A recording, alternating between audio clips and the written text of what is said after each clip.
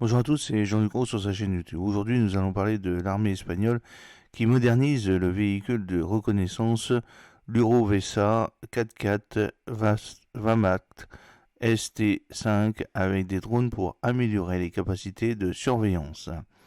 Selon un article publié le 19 août 2024 par le journal espagnol Infodenvanza, l'armée espagnole s'apprête à franchir une étape importante dans le renforcement de ses capacités de surveillance et de reconnaissance.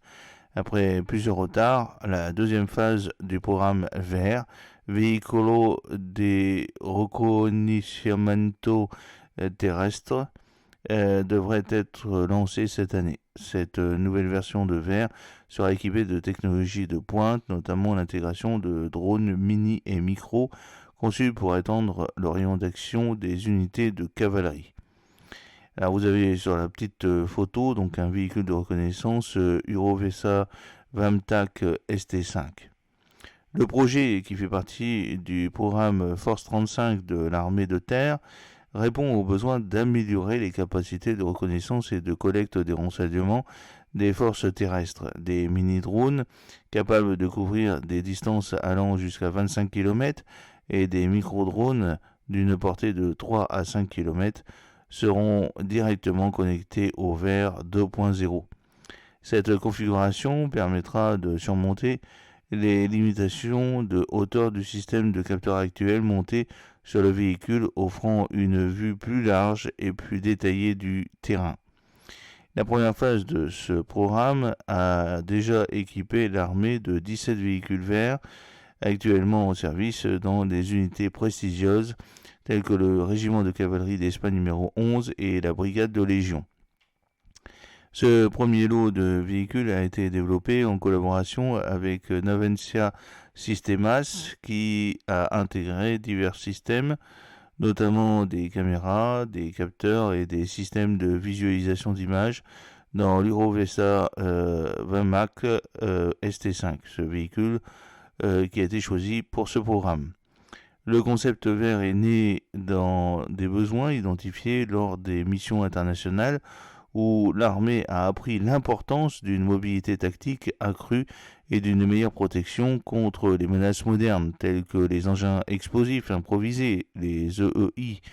Les premières versions du VER basées sur le véhicule Euro VAMTAC ST5 ont été déployées dans des unités de cavalerie clés pour répondre à ces exigences. La phase 2 du programme VER, prévue pour 2024, vise à intégrer des mini et des micro-drones pour surmonter les limites actuelles du système de capteurs embarqués. Cette évolution est essentielle pour améliorer les capacités de surveillance à longue portée, une nécessité dans les forces militaires modernes. Le programme répond également aux défis technologiques identifiés dans le cadre de la Force 35, un projet stratégique visant à assurer la supériorité technologique de l'armée espagnole d'ici 2025. Ces avancées technologiques permettront aux unités de cavalerie de mener des opérations de surveillance et de reconnaissance plus efficaces en s'appuyant sur des équipements de pointe adaptés aux défis contemporains. Le ministère de la Défense a déjà alloué des ressources budgétaires à ce projet dans son plan contractuel annuel 2024, le PACDEF. L'appel d'offres pour l'acquisition de ces nouvelles plateformes devrait être lancé dans les prochains mois, réaffirmant l'engagement de l'Espagne à moderniser ses forces armées.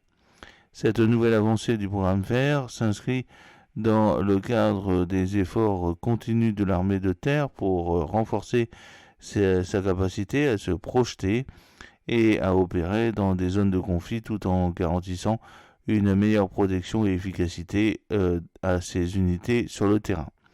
L'intégration de drones représente une avancée significative dans l'optimisation des opérations de surveillance, ouvrant la voie à une nouvelle ère de capacité tactique pour les forces terrestres espagnoles. J'espère que cette petite vidéo vous a plu. N'oubliez pas de cliquer sur le pouce pour la promouvoir, de vous abonner si ce n'est pas encore fait et de partager cette vidéo sur vos réseaux sociaux. A très bientôt, fidèlement, Jean-Luc Roux.